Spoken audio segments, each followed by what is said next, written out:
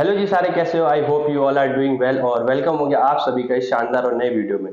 तो आज हमारे साथ जुड़ने वाली है नेहा मैम, जिन्होंने यार अमेजोन जैसी कंपनी खोली है और जो कि टीयर 3 कॉलेज से आती हैं। तो आज हम इस वीडियो में जानने वाले होंगे कैसे उन्होंने इस अचीवमेंट को पाया और आप जैसे और हम जैसे बच्चे भी इस गोल को कर सकते हैं अचीव कैसे, और वो सारी बातें जान रहे होंगे। क्या क्या रिसोर्सेज जो मैम ने फॉलो किए और कोई बच्चा क्या क्या रिसोर्सेज फॉलो करके कितने समय में ये अचीवमेंट पा सकता है। तो मैं चाहूंगा Neha ma'am, first of all आपका वेलकम है मेरे चैनल पे। Thanks for coming. और मैं चाहूंगा कि आप अपने इंट्रोडक्शन से स्टार्ट करिए। Thank you. So I am Neha and मैं भी आप लोगों की तरह एक टायर 3 कॉलेज से हूँ। I am graduated from university institute of engineering and technology MBU and I recently graduated. My batch was 2023 and I just completed my internship with Amazon, a 6-month intern from January to June. Okay. So यार ma'am ने थोड़ा बहुत अपना introduction दे दिया तो आपको थोड़ा पता चल गया होगा। तो मैम मैं आपसे स्टार्टिंग यही करना चाहूंगा कि हर एक इंजीनियर की शुरुआत जेई डबल ई और जेई एडवांस जेई मेन से होती है। तो आपने भी क्या दिए थे ये एग्जाम्स? जेई का एग्ज़ाम मैंने दिया था but I have not prepare for that. मतलब मैंने कोई कोचिंग या कोई काइंड ऑफ ट्रेनिंग नहीं ली थी जेई को क्रैक करने के लिए। वो बस ये था कि कॉलेज में एडमिशन लेना है तो जेई देना पड़ेगा, तो उसके लिए दिया था एंड आई स्कोर्ड 86 परसेंटाइल। तो मेरा मीन्स क्लियर था बट मैंने एडवांस के लिए नहीं दिया और मेरा एडमिशन भी जेई बेसिस पर नहीं हुआ था एज सच।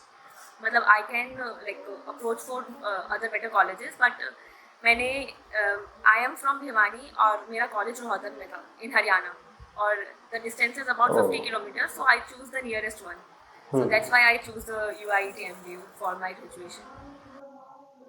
तो मतलब मैम आपने जो और भी कॉलेजेस आपको मिल रहे थे, आपकी जो परसेंटाइल था, तो आपने कैसे डिसाइड किया कि आपको ये वाले ही कॉलेज में जाना है? और कॉलेजेस क्यों नहीं चुने? व्हाई यू चूज उस टाइम पे मतलब मुझे दिस वन थोड़ा सा ओनली? होम सिकनेस था कि मुझे घर के पास ही रहना है, क्योंकि जी। 12th तक हम घर पे रहते हैं तो ये रहता है। तो मुझे ये था कि मेरा क्राइटेरिया था जो घर से पास हो सबसे। मैं उस टाइम पे इतना दिमाग में नहीं थी ये चीज़ कि हाँ प्लेसमेंट्स अच्छी होनी चाहिए या फिर क्या। ये था कि घर के पास होनी चाहिए। और यूआईटी जो था एक वो गवर्नमेंट कॉलेज था और गवर्नमेंट कॉलेज जो होता है वो ओह। थोड़ा सा ये होता है कि फीस वीस भी एक सही अमाउंट में होती है, कि बहुत ज़्यादा हाई नहीं होती। तो सब कुछ बहुत रीजनेबल लग रहा था मुझे। घर के पास है, फीस जी। सही है, फैकल्टी भी सही थी, प्लेसमेंट भी मतलब स्टार्टिंग में सुनने आया था कि हाँ डिसेंट है। So that's why I choose this college. Okay.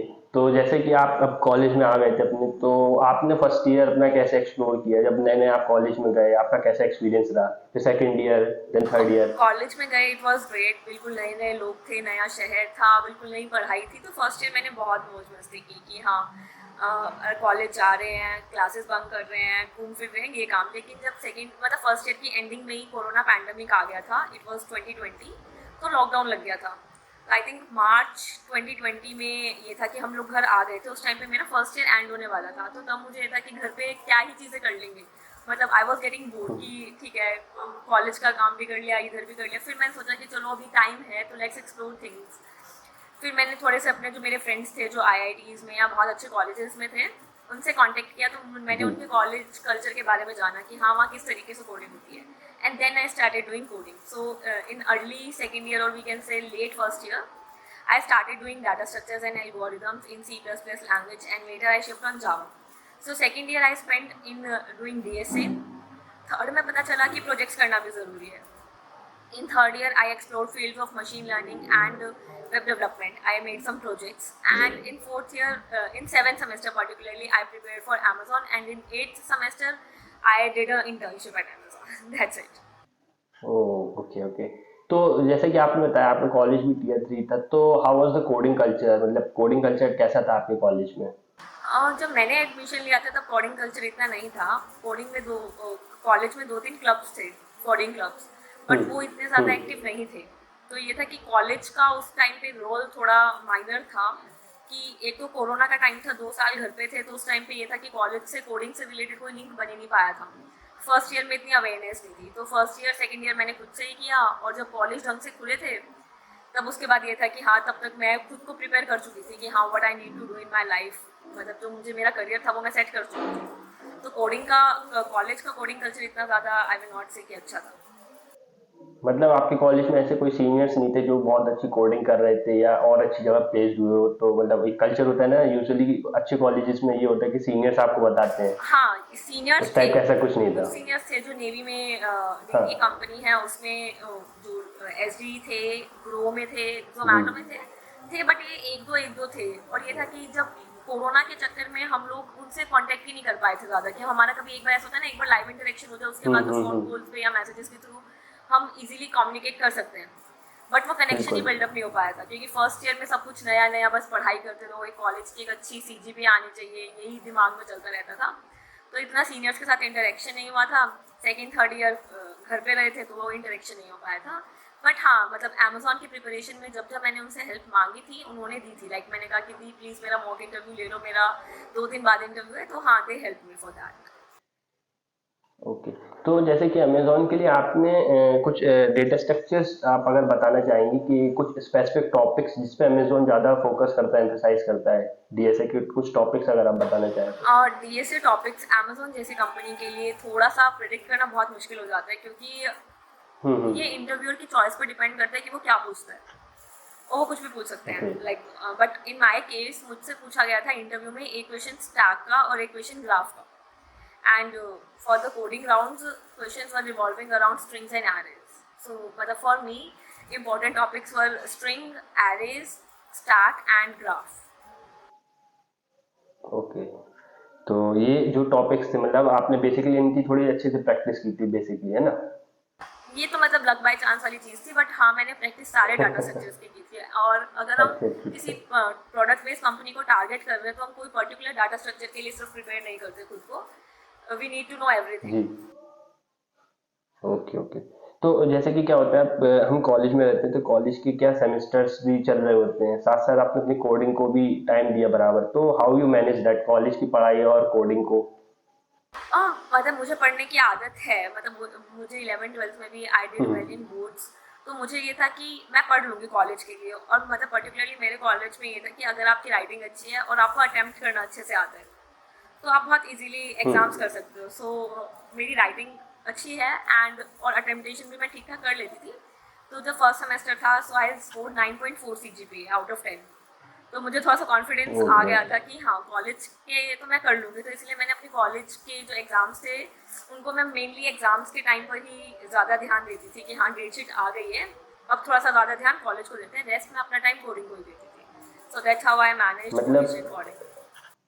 आप तो 9 पॉइंटर थे अपने कॉलेज के टॉपर बेसिकली बोल सकते हैं। तो आपको मतलब ईज़ लगता था कि हाँ, at the time of exam आप मैनेज कर लेते थे और वो वहाँ पे हो जाता था एग्ज़ाम क्लियर इतना लास्ट मोमेंट पर। हाँ। Okay, okay. तो अब मैं पूछना चाहूँगा आपसे कि कुछ प्लेटफ़ॉर्म्स होते हैं जैसे कि हैकर रैंक, कोडशेफ, कोडफोर्सेस, तो आपने किस प्लेटफ़ॉर्म का ज़्यादा यूज़ किया और आपके हिसाब से कौन-सा प्लेटफ़ॉर्म बच्चों को यूज़ करना चाहिए, अगर उनको ऐसी बड़ी कंपनी के लिए प्रिपेयर्ड होना है? मैंने सबसे पहले हैकर रैंक ट्राई किया था, बट ये था कि शायद ये बात है 3 साल पुरानी, तो तब हैकर रैंक इतना ज़्यादा, उसके अंदर इतने ज़्यादा क्वांटिटी ऑफ क्वेश्चंस भी नहीं थे और इतने वास्ट क्वेश्चंस नहीं थे। तो इसीलिए हैकर रैंक मैंने थोड़े टाइम किया, मतलब अराउंड 50-20 क्वेश्चन सॉल्व किए मैंने, और उसके जी। बाद मैं लीड कोड पे शिफ्ट हो गई थी। तो मैंने लीड कोड किया अच्छे से, मतलब मैंने 500 प्लस क्वेश्चन सॉल्व किए लीड कोड के, और साथ में मैं कोड शेफ भी कर रही थी।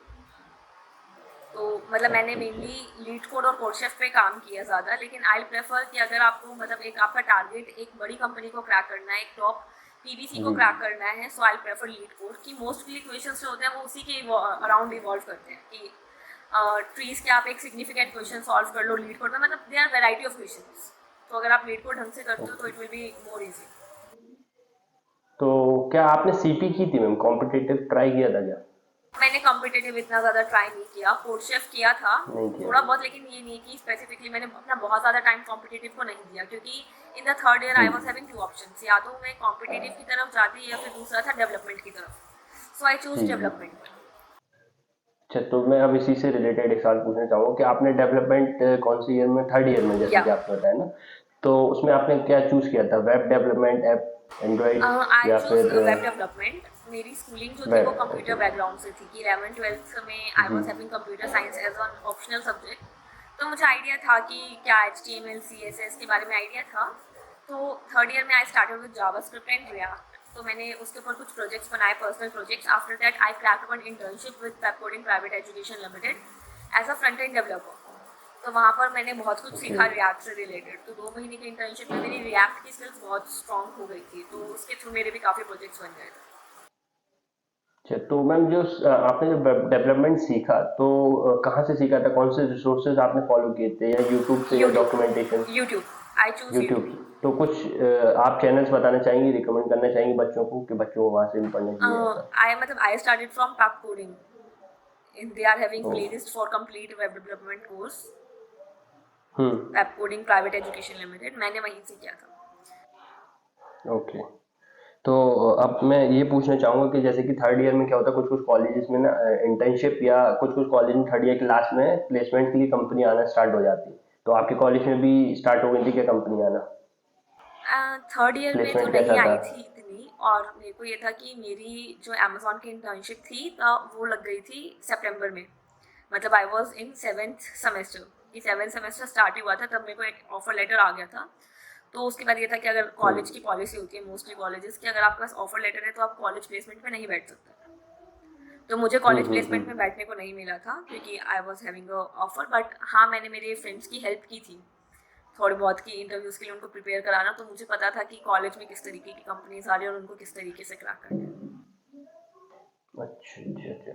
तो अब मैं सबसे इम्पोर्टेंट जो कि बच्चों का सवाल इस वीडियो के लिए जो बच्चे देख रहे हैं वो यही है कि अमेज़ोन की जो अपॉर्चुनिटी है आपको कैसे पता चली, और कब आपने इसको कैसे अप्लाई किया, और कितने राउंड्स हुए इसमें आपके, क्या क्या टेक्निकल राउंड में पूछा गया, क्या क्वेश्चंस आए थे कोडिंग के. ओके. तो एक बार आप इसको ब्रीफ में बताइए. ओके. सो जब मैं सेकेंड ईयर में थी तब मुझे पता चला था कि थर्ड ईयर के लिए एक अपॉर्चुनिटी होती है अमेजोन वाओ करके, जो सिर्फ वुमेन के लिए होती है. तो मुझे ये था कि अगर मैं टायर 3 कॉलेज से हूँ और सिर्फ मैं अगर एक वुमेन हायरिंग चूज़ करती हूँ तो वो थोड़ा सा एक ईजी हो जाता है कि मतलब एक तरीके से आपका कंपटीशन 50% रिड्यूस हो जाता है अगर सिर्फ वुमेन हायरिंग है तो.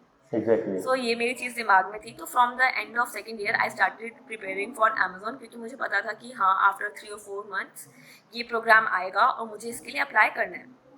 तो आया सबसे पहले राउंड था रिज्यूमे शॉर्ट लिस्टिंग, जो आई थिंक जितने लड़कियों ने अप्लाई किया था सबका क्लियर हो गया था रिज्यूमे शॉर्ट लिस्टिंग. उसके बाद फर्स्ट राउंड था कोडिंग असेसमेंट, जिसमें आपको 1 घंटे के अंदर 40 MCQs और एक कोडिंग क्वेश्चन सॉल्व करना था.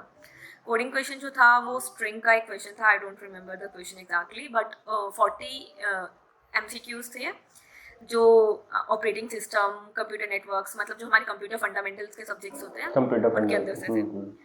तो ये राउंड एलिमिनेशन राउंड था. जिन लोगों ने इस राउंड को क्लियर किया था वो सेकंड कोडिंग राउंड के लिए गए थे. So I clear that one. Okay. Second round was based on 2 coding questions and we need to solve them in 60 minutes. 1 घंटे में 2 कोडिंग क्वेश्चन करने थे. तो वो भी एक एरे का था और एक स्ट्रिंग का था. मैंने क्वेश्चंस किए हुए थे. लीड कोड पे तो मुझे आइडिया था कि किस तरीके से करना है और मैंने वो दोनों कोडिंग क्वेश्चन मेरे विद इन टाइम कंप्लीट हो गए थे. इसके बाद था final interview. There were 2 options कि या तो आप इन पर्सन चूज़ कर सकते थे या online. So I choose in person कि मैं IIIT दिल्ली जाके मैंने अपना इंटरव्यू दिया जी. था. और वहाँ जी. पर मुझसे मतलब ये था कि 45 मिनट्स का इंटरव्यू चला था, जिनमें उन्होंने मुझसे 2 क्वेश्चन पूछे थे. One was on stack and another one was on graph. तो वो भी काफ़ी अच्छे से मैंने दोनों सॉल्व कर दिए थे. अपनी अप्रोच को बताते हुए उन्होंने मुझे कहा कि पेन पेपर पे कोड करो तो कोड किया. बाकी उन्होंने मुझसे मेरे रिज्यूमे में जो लिखा हुआ था प्रोजेक्ट्स उनके बारे में थोड़ी डिटेल्स मांगी. मेरी प्रीवियस इंटर्नशिप्स के बारे में पूछा. और after interview I was pretty confident कि हाँ कि शायद ये मुझे हाँ बोल देंगे क्योंकि इंटरव्यूअर बहुत इम्प्रेस लग रहा था कि उन्होंने मुझे बोला कि Neha you are the one जिसने इक्वेशन सॉल्व किया है आज पूरे दिन में. और उन्होंने कहा कि शायद उन्होंने अराउंड 20-30 इंटरव्यूज लिए. सो आई वाज लाइक या I did well. Great great. तो अच्छा, वो जो आपके क्वेश्चंस पूछे गए थे वो क्वेश्चंस क्या थे, आपको थोड़ा याद है किस टाइप के क्वेश्चन पूछा गया था? I remember one question from graph. वो उन्होंने मुझसे टॉपोलॉजिकल सॉर्ट पूछा था. मतलब it's a standard problem of graph. Okay. तो अभी आप अमेज़न के ऑफिस में मतलब आप ज्वाइन कर लिए हैं ना, तो आपको क्या क्या पर्क्स और फैसिलिटीज मिले हैं आप ताकि बताइए लोग, ताकि मोटिवेट हो उस चीज़ से. First thing I want to mention share is कीजिए. कि बिल्कुल. Amazon provide stipend per month और वो काफ़ी अच्छा स्टाइपेंड है. मतलब I can't disclose but it is pretty well. या मतलब one of the highest paying company है अमेजोन, और सबसे हाई पे करता है स्टाइपेंड भी अमेजोन। इसके अलावा अमेजोन हमें रिलोकेशन अलाउंस देती है कि अगर हम ओके। ऑफिस जा रहे हैं या फिर हम वर्चुअल भी जी। वो करते हैं कि मतलब हाइब्रिड मोड भी चूज़ करते हैं कि हम ऑफिस में 2 दिन के लिए भी जा रहे हैं, तो वो हमें पर मंथ एक अलोकेशन देती है, यूरोस के अंदर एक अमाउंट देती है कि आपको 1 महीने के इतने यूरो मिलेंगे कि आप उसको आप स्पेंड कर सकते हो। आपका चाहे आप पीजी रेंट कर रहे हो, फ्लैट रेंट कर रहे हो, आपके मतलब जो भी अदर एक्सपेंस होते हैं, तो वो भी एक अच्छी अमाउंट होती है क्योंकि इंडियन रुपी और यूरो के अंदर काफ़ी डिफरेंस आ जाता है। तो जब हम यूरो को इंडियन रुपी में कन्वर्ट करते हैं तो वो इंडियन यहाँ के हिसाब से बहुत ज़्यादा रुपए हो जाते हैं। या एंड सेकेंडली बिल्कुल। Amazon provide meal card. Sodexo के थ्रू अमेजोन मील कार्ड देती थी कि आपको ऑफिस के अंदर कुछ भी अगर खाना है या कोई बेवरेजेस चाहिए तो you can take it from the meal card. इसके अलावा भी काफ़ी वर्क से like I join from Hyderabad campus. वो बहुत सुंदर ओके। कैंपस था। वहाँ पर प्ले जोन्स अलग से थे, वीडियो गेम्स खेल सकते हो आप, रेस्ट रूम्स होते थे। बहुत प्यारा कैंपस था और मतलब कैंपस के अंदर के भी बहुत बेनिफिट्स थे। मतलब टोटली एंजॉय है उसके बाद, एक बार जब कंपनी निकाल लो आप तो फिर एंजॉय जैसे ही है पूरा, या हर चीज मतलब ऐसा आपको होता था आसानी से कि फिर। आफ्टर लंच यू कैन मतलब there was fix in my team कि लंच के बाद हम लोग खेलने के लिए जाएंगे। 1 घंटा खेलते थे, 1 घंटे का ओह लंच, 1 घंटा ग्रेट। खेलना। काफी मतलब अच्छा माहौल है मतलब या उधर का आपका, you really enjoy that. Okay, तो अब मैं बात करूंगा कि अगर आप अपने जूनियर्स को जो अभी प्रिपेयर कर रहे हैं या अपकमिंग जो आने वाली इंटर्नशिप्स हैं माइक्रोसॉफ्ट अमेजोन जैसी कंपनी के लिए, तो उनको पहले तो मैं एक इसमें बोलना चाहूंगा कि आप रिज्यूमे टिप्स अगर दे सकें कि बच्चों को अपने रिज्यूमे क्या क्या मेंशन करनी चाहिए जिससे कि वो पहले राउंड में सिलेक्ट हो सके। मतलब जो बच्चे शॉर्टलिस्ट होते हैं ना, वो वहीं पर कुछ बच्चे रिजेक्ट हो जाते हैं, अपना रिज्यूमे ढंग से नहीं बना पाते। तो आई वांट कि आप कुछ रिज्यूमे टिप्स दो और कुछ जूनियर्स के लिए जो आप अपने तरफ से ऐड ऑन करना चाहते हो वो भी। Okay, for resume I would like to mention कि उसमें आप मतलब पॉइंट्स जो है उनको बहुत ही क्लीन वे में लिखो कि ये ऐसा ना हो कि आप 4-4 5-5 पेज का रिज्यूमे बना रहे हो। मतलब रिज्यूमे जो होता है वो 1 पेज का होता है और उसमें एक पर्टिकुलर ब्लॉक्स बनाओ। ये नहीं कि आपने एजुकेशन कॉलेज की एक ऊपर टॉप लेफ्ट में लिख दी और आप कॉलेज की एजुकेशन लिख लो राइट बॉटम में। मतलब एक प्रॉपर कॉलम बनाओ एजुकेशन का, एक अचीवमेंट्स का, एक प्रोजेक्ट्स का, एक आपके एक्सपीरियंस का या फिर आपके ऑर्गेनाइजेशंस के। हम कॉलेज के क्लब में नॉन टेक्निकल भी बहुत काम करते हैं तो वो भी एक बहुत इंपॉर्टेंट पार्ट आ जाता है। तो उस तरीके से कि आप एक मतलब ब्लॉक के थ्रू बनाओ कि पूरे रेज्यूमे को कुछ ब्लॉक्स में डिवाइड कर लो और फिर उनको एक एक टॉपिक दे दो कि हाँ इस ब्लॉक का टॉपिक है अचीवमेंट, इस ब्लॉक का टॉपिक है प्रोजेक्ट्स। इस तरीके से आपका जो रेज्यूमे होता है वो मोर रीडेबल हो जाता है कि अगर कोई एचआर आपका रेज्यूमे देख रहा है तो हाँ वो इजीली देख सकते हैं कि हाँ इस बंदे के पास अचीवमेंट है 7, फिर वो देखेगा कि अंदर क्या है क्या नहीं। बिल्कुल। तो ये तो तो आपने जो है अपना रिज्यूमे गूगल डॉक से बनाया था या कोई स्पेसिफिक प्लेटफॉर्म जिससे रिज्यूमे बनाते हैं, जैसे कि बहुत लोग बोलते हैं ओवरलीव से बनाना चाहिए, हाँ तो हाउ मैंने यू रिकमेंडेड? मैंने ओवरलीफ से बनाया था। स्टार्टिंग में मुझे थोड़ी दिक्कत आई थी क्योंकि ओवरलीफ में लेटेक्स जी। लैंग्वेज यूज़ होती है। हाँ लेकिन या ये था कि मतलब थोड़ा थोड़ा टाइम के बाद अपडेट करते हैं क्योंकि जब हम कॉलेज में होते हैं तो ऐसा होता है कि 1-2 महीने बाद कुछ ना कुछ तो अपडेट कर ही देते हैं, चाहे प्रोजेक्ट डाल रहे हाँ हैं हम या फिर बिल्कुल मान लो बिल्कुल सेमेस्टर का रिजल्ट आ गया तो आपकी एग्रीगेट सीजीपीए जो होती है वो चेंज होती है। तो उसके लिए तो बिल्कुल। बार बार चेंज करते रहे तो वो आदत हो गई है उस चीज़ की। इतनी भी ज़्यादा डिफिकल्ट नहीं है लेटेक्स, बट एक बार अगर आप फर्स्ट टाइम यूज़ करोगे तो थोड़ा सा डिफिकल्ट है। बट हाँ मैंने ओवरलीफ से ही रेज्यूमे बनाए थे और अभी भी मेरा रेज्यूमे जो है वो ओवरलीफ से ही है। ओके, अगर मैम अगर आप अपना रिज्यूमे शेयर करना चाहेंगी तो आप मेरे को प्रोवाइड कर देना, मैं लिंक डिस्क्रिप्शन में प्रोवाइड कर दूंगा आप लोगों को। तो आप एक बार ना फॉर्मेट देख लेना मैम का रिज्यूमे किस फॉर्मेट में है, तो उससे आपको हेल्प मिलेगी। या श्योर। तो यार thank you very much ma'am for coming and to share your whole journey. आपने पूरा प्रोसेस बताया बहुत अच्छे से और आई होप ऑडियंस को भी काफ़ी अच्छे से समझ में आया होगा, काफ़ी लोग मोटिवेट भी हुए होंगे और आज से ही लग जाओ अपनी तैयारी के लिए मैं बोलूँगा। तो thank you very much ma'am once again. Thank you so much Abhimanyu. काफ़ी अच्छा रहा मुझे आप लोगों से मिलके and I want to say best of luck to everyone who are preparing for their interviews और फॉर देयर जॉब्स। आज नहीं तो कल you guys are going to crack a good company. Never lose hope. That's it from my end. Thank you. Yes sure. Thank you thank you. Okay. Thank you everyone, और video को like करो, share करो, channel पे अगर नए हो तो subscribe करे बिना मत जाना। सारी इंपॉर्टेंट लिंक्स मैं आपको डिस्क्रिप्शन में प्रोवाइड कर दूंगा। अगर आप नेहा मैम से कनेक्ट होना चाहते हो वाया लिंक्डइन तो उसकी भी लिंक मैं आपको डिस्क्रिप्शन में प्रोवाइड कर दूंगा। तो yeah that's it for this video, thanks for watching. Take care, bye bye, मिलते हैं जल्दी नेक्स्ट वीडियो में। to change your